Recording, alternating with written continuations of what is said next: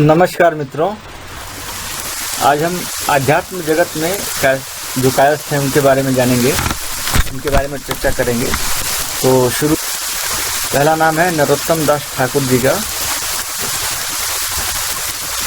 ये बंगाल से थे।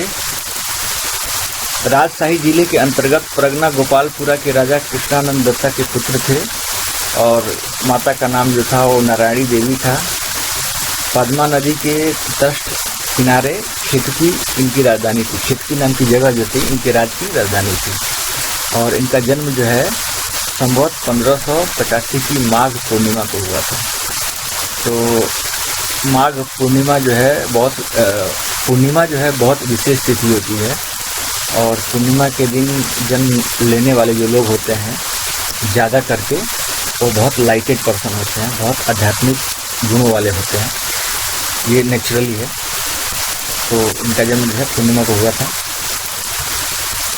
पिता की मृत्यु पर ये अपने चचेरे भाई को अपना राज्य जो है सौंप दिए और खुद जो है वृंदावन चले गए। यह भक्त, कवि और संगीतज्ञ थे। प्रार्थना, प्रेम, भक्ति चंद्रिका आदि इनकी रचनाएं हैं। इनके प्रयत्न से उत्तरी बंगाल में गौड़ीय मत का विशेष प्रचार हुआ। वह शंकरदेव ठाकुर, ये आसाम से थे। तो इनको कायस्थ शंकर या शंकरदेव ठाकुर के नाम से जाना जाता है। तो कायस्थ शंकर या शंकरदेव ठाकुर 12 भुइयां चंडीवार के प्रपौत्र थे। प्रपौत्र का मतलब होता है परनाती। और इनकी पीढ़ियां जो है आसाम के राधर अली पुकरी में बस गई थी। वहाँ इनकी पीढ़ियों ने शासन किया था। शंकरदेव आसाम के एक सुप्रसिद्ध संत हुए। उन्होंने भुइयां राज अपने भाइयों को सौंप कर स्वयं कोच बिहार चले गए और वहीं इन्होंने अंतिम सांस ली। उन्होंने एक सरल नाम धर्म की स्थापना की। अपने भक्ति कथानकों में उन्होंने स्वयं को कायस्थ शंकर के रूप में बताया है। कालांतर में लगभग सभी 12 भुइयां कायस्थ उनके मत को स्वीकार कर विष्णु के उपासक बन गए। अब हैं स्वामी विवेकानंद जी। इनको भारत का बच्चा भी जानता है। तो स्वामी विवेकानंद जी का जन्म 12 जनवरी 1863 और मृत्यु 4 जुलाई 1902 को हुआ था। ये वेदांत के विख्यात और प्रभावशाली आध्यात्मिक गुरु थे। 25 वर्ष की अवस्था में नरेंद्र जी ने गेरुआ वस्त्र धारण कर लिया। इसके पश्चात पूरे भारत उन्होंने पैदल यात्रा की। विवेकानंद ने 21 मई 1893 को अपनी यात्रा शुरू की और जापान के कई शहर होते हुए, क्योटो आदि होते हुए, चीन होते हुए, कनाडा होते हुए अमेरिका के शिकागो पहुंचे। शिकागो में उन्होंने विश्व धर्म संसद में उनको भाषण देना था। भारत का प्रतिनिधित्व किया उन्होंने। तो सन 1813 में शिकागो में विश्व धर्म परिषद हो रही थी। स्वामी विवेकानंद उसमें भारत के प्रतिनिधि के रूप में पहुंचे। अमेरिका में उनका अत्यधिक स्वागत हुआ। उनके भक्तों का एक बड़ा समुदाय बन गया। 3 वर्ष में वे अमेरिका में रहे और वहाँ के लोगों को भारतीय तत्वज्ञान की अद्भुत ज्योति प्रदान की। उनकी वक्तव्य शैली तथा ज्ञान को देखते हुए वहाँ के मीडिया ने उन्हें साइक्लोनिक हिंदू का नाम दिया। तो उस समय कितने प्रभावशाली थे इसका अंदाजा लगाया जा सकता है।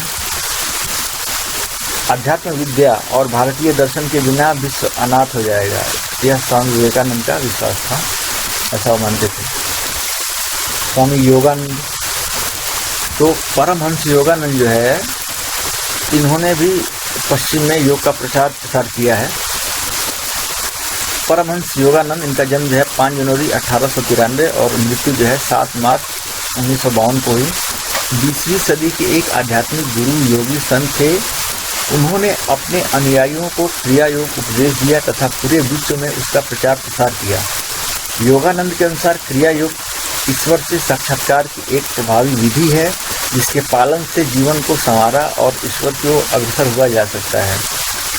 योगानंद प्रथम भारतीय गुरु थे जिन्होंने अपने जीवन के कार्य पश्चिम में किया।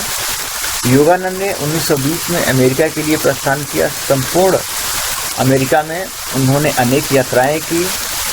उनका जो जीवन है वो व्याख्यान देने, लेखन और जो भी संबंधित कार्य है इसी में उन्होंने अपना जीवन लगाया। उनकी उत्कृष्ट आध्यात्मिक कृति योगी कथामृत की इन्होंने अपनी आत्मकथा लिखी है, योगी कथामृत। अंग्रेजी में उसका संस्करण है एन ऑटोबायोग्राफी ऑफ योगी। तो ये काफ़ी प्रचलित पुस्तक है और ये बहुत बिकने वाली पुस्तक है। इसकी एक प्रति मेरे पास में भी है, योगी कथामृत की हिंदी वर्जन, और इसमें भारत के तमाम योगियों का परिचय दिया गया है। बहुत ही आकर्षक पुस्तक है और भारतीय ज्ञान को दिखाने वाला पुस्तक है। तो आप लोग जरूर पढ़िए। मैं तो पूरा पढ़ चुका हूँ इसको और इससे जुड़ी कहानियों को मैं यूट्यूब में डालूंगा। अरविंद घोष। तो अरविंद घोष या श्री अरविंद का जन्म 1872 और मृत्यु 1940 में हुआ था। ये एक योगी और दार्शनिक थे। वे 15 अगस्त 1872 को कलकत्ता में जन्मे थे। इनके पिता एक डॉक्टर थे। इन्होंने युवावस्था में स्वतंत्रता संग्राम में क्रांतिकारी के रूप में भाग लिया। कई बार जेल भी काटे ये, किंतु बाद में योगी बन गए और इन्होंने पांडिचेरी में एक आश्रम स्थापित किया। वेद, उपनिषद, ग्रंथ आदि पर इन्होंने टीकाएं लिखी। योग साधना पर ग्रंथ लिखे।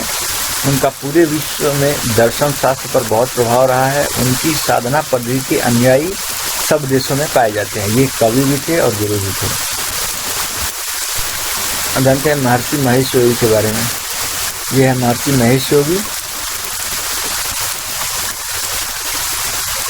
महर्षि महेश योगी का जन्म जो है 12 जनवरी 1918 और निधन 5 फरवरी 2008 को हुआ था।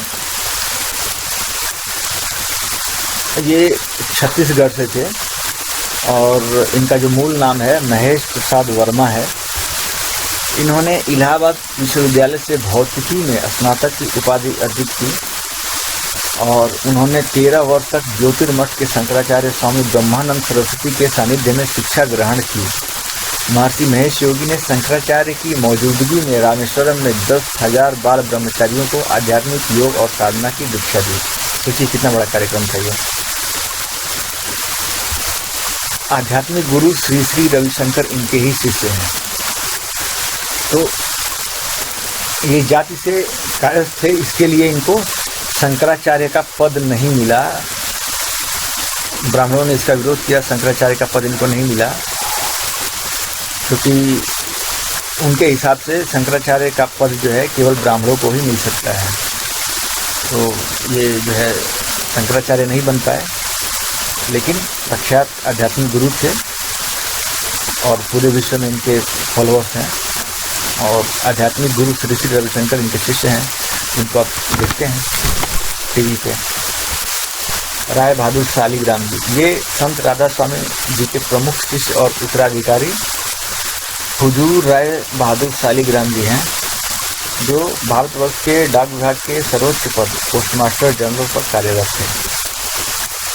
फिर भी विनम्रता इतनी कि अपने हाथों से अपने गुरु की सेवा करते थे। उनके लिए नदी से जल भर के लाते थे स्नान करने के लिए, ये रोज का नियम था। तो भारतीय डाक व्यवस्था जो है आज जो सुव्यवस्थित है वो इन्हीं का देन है। स्वामी प्रणवानंद, तो ये बहुत जबरदस्त योगी थे। स्वामी प्रणवानंद का जन्म बंगाल के वजीदपुर गांव में हुआ था, जो अब बांग्लादेश में है। उनके बचपन का नाम विनोद था। उनके पिता विष्णुचंद्र दास था, माता शारदा देवी शिवभक्त थे। क्रांतिकारियों से उनका संपर्क था, जिसके कारण उन्हें कई महीने जेल में भी रहना पड़ा। 1913 में विजयादशमी के दूसरे दिन इन्होंने गोरखपुर में बाबा गंभीरनाथ जी से ब्रह्मचर्य की दीक्षा ली। उन्हें 1916 में माघ पूर्णिमा को शिव तत्व की प्राप्ति हुई, मतलब पूर्णिमा के दिन इनको सिद्धि मिली। उन्होंने 1924 में पौष पूर्णिमा के दिन स्वामी गोविंदानंद गिरी से संन्यास की दीक्षा ली। अब उनका नाम स्वामी प्रणवानंद हो गया। उसके बाद उन्होंने गया, पुरी, काशी, प्रयाग आदि स्थानों पर संघ के आश्रमों की स्थापना की। इनका एक अपना संस्था था, तो उसकी स्थापना की इन्होंने। स्वामी प्रणवानंद जी ने अपने आश्रमों में हिंदू मिलन मंदिर बनाए। जिसमें जातिगत भेद को छोड़कर सब हिंदू प्रार्थना करते थे, सबको धर्मशास्त्रों की शिक्षा दी जाती। इसके बाद उन्होंने हिंदू रक्षा दल का गठन किया। ये देखिए, हिंदू रक्षा दल का गठन करने वाले यही हैं। इसका उद्देश्य जातिगत भावना से ऊपर उठकर हिंदू युवकों को व्यायाम, शस्त्र संचालन सिखाकर संगठित करना था। वर्तमान समय में भारत सेवाश्रम संघ इनके संघ का जो नाम था वो भारत सेवाश्रम संघ था। याद रखिएगा, भारत सेवाश्रम संघ जो था इनके संघ का नाम था। देश विदेश में इसकी 75 आश्रम हैं। 8 जनवरी 1941 को अपना जीवन कार्य पूरा कर उन्होंने देह त्याग दिया। उनके जन्म स्थान वाजिदपुर में उनकी समाधि है। तो ये कुछ आध्यात्मिक लोगों का परिचय दिया है और बाकी लोगों का परिचय अगले वीडियो में लिया जाएगा। वीडियो को ज़्यादा से ज़्यादा लाइक शेयर करें। नमस्कार।